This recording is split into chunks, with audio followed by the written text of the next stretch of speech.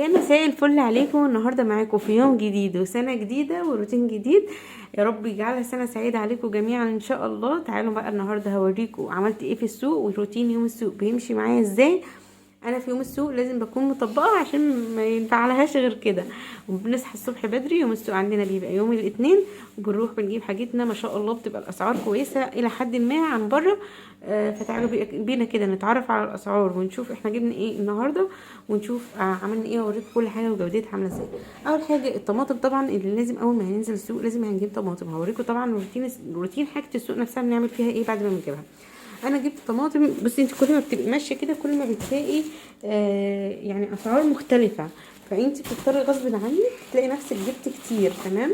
فانا كده اول حاجه جبت طماطم لقيتها كيلو وربع، بس كانت حلوه جدا بصراحه. اللي هو انت مش هتقفي تنقي منها اصلا، يعني انت هتاخدي منها كده هتلاقيها حلوه معاكي. فدي جبت منها كميه، يعني جبت منها 3 عشرات، يعني كيلو وربع وكيلو وربع وكيلو وربع. تمام. دي اول واحده اللي هي دي.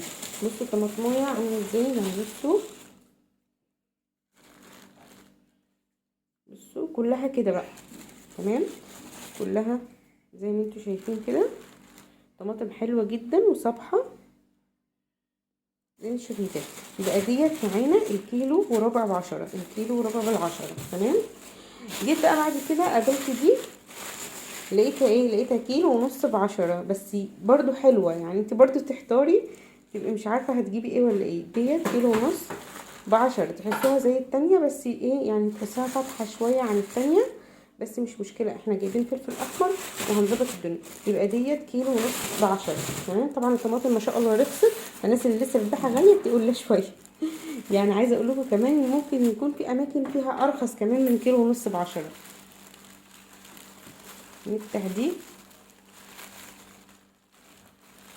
ديت برضو كانت الكيلو ونص برضو ب10،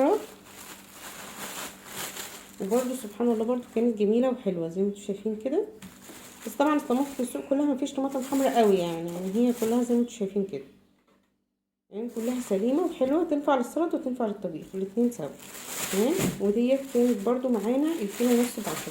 يبقى انا جبت كيستين، الكيسه كيلو ونص ب10، والكيسه الكيلو وربع ب10. طبعا من غير ان الناس اللي دول هو البصل غصب عننا طبعا لازم نجيب، بيدخل في اكلات كتير وبنحتاجه كتير، فما ينفعش ما اجيبش. يعني انا بجيب مثلا شويه بيقعدوا معايا الشهر، يعني انا مثلا ممكن محتاجش حاجه باقي الشهر.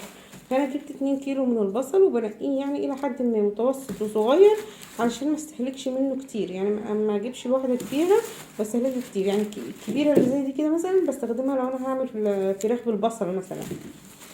لكن الباقي للطبيخ مثلا والسلطه وكده بجيب الصغير دوت بيكفي معايا كتير في وسط الغلا اللي احنا فيه دوت، لازم نعمل حسابنا.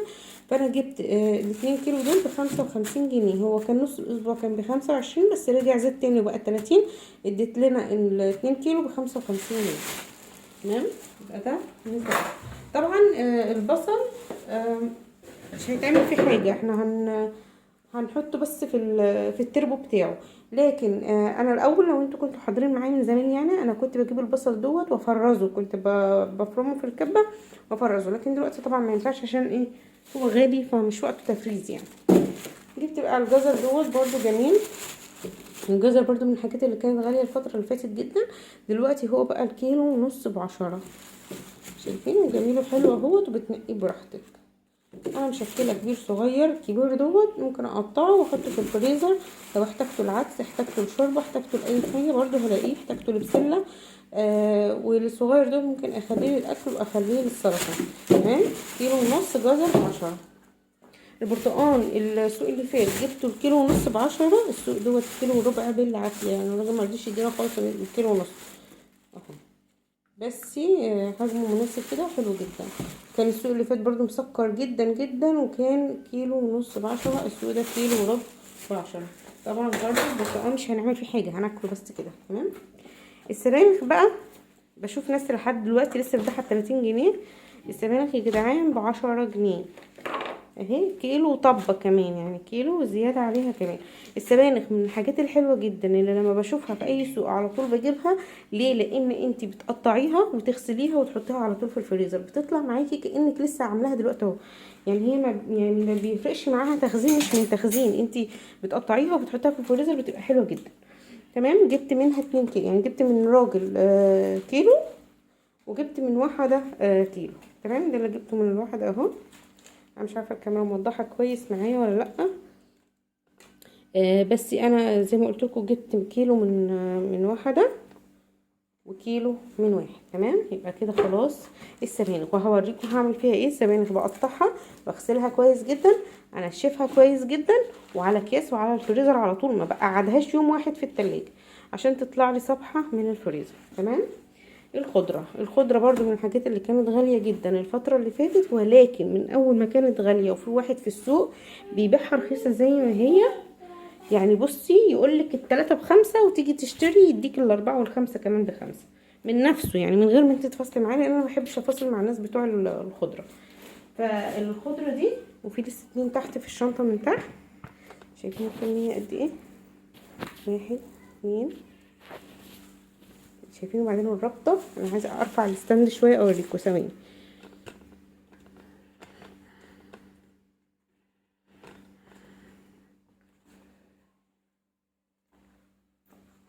بصوا الرابطه محمله ما شاء الله. شايفين؟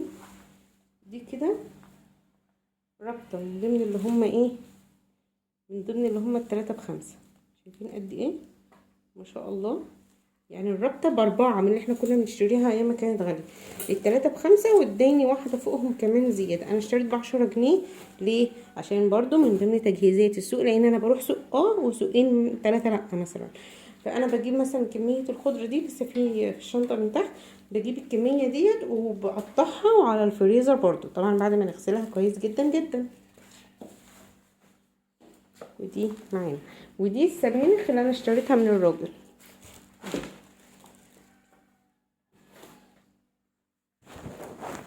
دي برضو الكيلو ب10. في ناس على فكرة بتبيعها ب12، بس هي ب10. جبنا ايه تاني؟ البتنجان الرومي اهو ب5 جنيه، وفي صابح عن كده برضو ب5 جنيه، بس انا كنت عايزة انجز. وتجيب اللي هي بصوا بالطول كده من تحت، يعني الفتحة بتاعتها من تحت كده بالطول. ادتني واحدة اللي هي المخددة ديت، اديتها لي تكملة ميزان اهو. دي ب5. كنت جايباها من سوق فات، كانت 3 ب5. كان كان الكيلو ونص ب5، بس المرة دي الكيلو ب5، سواء هو او سواء التاني الطويل العادي. برضو انا جايبه منه برضو عشان لو هعمل محشي. جبت الفلفل الاحمر دوت والفلفل الاحمر دوت، انا بجيبه زي ما هو دلوقتي برضو، زي ما انا قلت لكم هعمل معاكم الروتين بتاعي، ان انا هجيب الفلفل دوت وهفرمه، لان اللي عندي في الفريزر خلص. فانا دلوقتي هجيب الفلفل دوت هغسله كويس وهفرمه في الكبه مع شويه ملح، وفي الاخر هرش عليه شويه خل وزيت، واحطهم في علبه واحطهم في الفريزر. بيفضل معايا ممكن سنه كامله، تاخدي منه حلو جدا زي هريسه الشطه بالظبط. تمام. وكان سعره 10 جنيه برضو. البطاطس فيها نوعين، نوع للقلي ونوع مش للقلي، عشان تبقوا عارفين الفرق. بصوا هو البطاطس دلوقتي رخصت جدا، فانا جايباها ب10، وكانت الاولانيه للقلي كان بيقول ب15، بس جبناها ب10 برضو. ديت كده اللي هي للطبيخ اهي. دي يا جماعه لو جيتوا قريتوا منها بتسود. تمام. فبتبقى حلوه في الطبيخ، وكانت ب10 جنيه. تمام. انا لقيتها كبيره كده عشان انجز، يعني الواحده نقطعها هي مره واحده وخلاص. تمام. جبت منها 3 كيلو ب30 جنيه. طبعا مش هنعمل فيها حاجه غير ان احنا هنحطها في تربو بس. وجبت التانية بقى اللي هي للقلب، اللي هي بتبقى مخدده كده، فيها الاحمر اللي انتوا شايفينه كده، حمرا زي ما انتوا شايفين كده. وجايبه على فكره بطاطس الاسبوع اللي فات كانت حمرا اكتر من كده، بتبقى بصوا تحفه في القليه. ودي كانت الاتنين ب25، وجبنا الاتنين ب20، يعني الكيلو ب10. الخيار ناس بتبيعه ب15، وناس بتبيعه ب10، وناس بتبيعه ب12. انا جبته ب10. بصوا صابح وجميل حلو جدا اهو. مرضتش اكتر عشان الخيار روحه قصيره، يعني ما بيقعدش كتير في التلاجة، واحنا مش اكيله، يعني احنا مش بنحب الخضار الني. فانا بالنسبه لي يعني معظم الحاجات دي بتبقى تفريزات، عشان انا زي ما قلت لكم بروح سوق وسوقين لا. طبعا انا الفلفل الاحمر انا هفرمه، فجبت فلفل تاني للقليه مثلا هحطه هنا اهو برضو ب10. نوعت كده، جبت رومي عشان لو هعمل محشي. بصوا الفلفل الاصفر ده بيبقى في المحشي رهيب. لما تيجي تنقي فلفل للمحشي نقي الفلفلايه الصفرا كده ام 3 من تحت دي، تحفه تحفه يا جماعه في المحشي، تبقى سكر كده. وطبعا الكبير ده الاصفر ده بجيبه للقلب، بيبقى حراق كده وجميل جدا. ده للحشو اهو، عشان جبت معاه كيلو بتنجان، قلت لو هعمل محشي يبقى عندي كام واحده رومي، والاخضر دوت اهو كمان، بس انا ما بحبش الاخضر دوت في المحشي. تمام اهو جبت من 2 كده. البصل الاخضر معانا دول كانوا ب5 جنيه. مستني نازل تحت قوي، مش عارفه اتحكم ولا عارفه اوريكم كويس اهو. دول كده ب5 جنيه. دي فلفلايه تبع الفلفل. عندي كمان الليمون كيلو الا ربع ب10 جنيه اهو. يعني نقيت شويه اصفر على شويه اخضر. البتنجان العادي ب5 جنيه، بس كل اللي في السوق طويل زي ما انتم شايفين كده. فلو هعمل محشي انا بنقيه على اساس اللي هو محشي. لو هعمل محشي هقسمها نصين بالطول، لو هعملها مقلي هيبقى حلو برضو جدا. تمام. جبت ايه تاني؟ بيبقى في ناس بتوع بلاستيكات كده حلوين جدا، جبت منهم القمع ده كده، هينفعني في حشو ممبار او في تصفية حاجة او كده. ده كان معايا ب5 جنيه. وجبت ب10 جنيه كركم، كنت جايبه الاسبوع اللي فات من مدينة نفسها وطلع مغشوش. وجبت بوظة، طبعا مش هعرفها غير اهل الشرقية. بوظة احلى حلويات، حلوة جدا. وجبت ال3 علب دول اهم ب15 جنيه. بجيبهم ليه؟ بجيبهم لما بكون جايبه توم، بقشر التوم وافرمه واحطه فيهم، بتقعد معايا من السنه للسنه. جبت ال3 مقاور دول، انا اروح لابني بيعيط. 3 مقاور دول جبتهم ب5 جنيه 3. وجبت ب5 جنيه بقسماط ناعم متبل، بزود بيه الفلفل الاسود والكمون وانا بطحنهم، بيبقى زي بتاع المحلات بالظبط، بيزود لي الكميه وبيدي طعم حلو جدا. اعملي الحركه دي هتعجبك قوي. ايه تاني؟ جبت، اللهم صل على سيدنا محمد، صلى الله على رسول الله. جبت التوم دوت ازيد من كيلو، يعني منهم بتاع كيلو ونص 2 كيلو، يعني هم كانوا 10 ربطات، جبتهم ب40 جنيه. دي اخر حاجه. طبعا سوق عندنا يبقى لازم سمك. جبت كيلو ونص من الطبار، بصراحه كان اول السوق كان حلو جدا وكبير قوي، بس انا خفت ان انا اجيب في اول السوق، قلت هيبوظ مني في الشنطه لحد ما اتسوق، فاستنيت لاخر السوق. كان اتاخد الكبير كله، وكانت بقى اللي هو اصغر شويه كده، وكان كله سبحان الله بسعر واحد، يعني انا الخسرانه. فجبته كان ب90 جنيه ونزل لي 5 جنيه اهو. ودوت هشويه برضو دلوقتي، بس انا طبعا يعني هقفل الفيديو الاسعار دوت، وبعد كده هعمل لكم بقى روتين التجهيزات وهشوي السمك برضو في فيديو تاني. واخر حاجه جبت فراوله، ابني كان نفسه فيها اهو. فراوله ب20 جنيه، والسمك زي ما قلت لكم 90 جنيه، ونزل لي 5 جنيه في الكيلو ونص بس.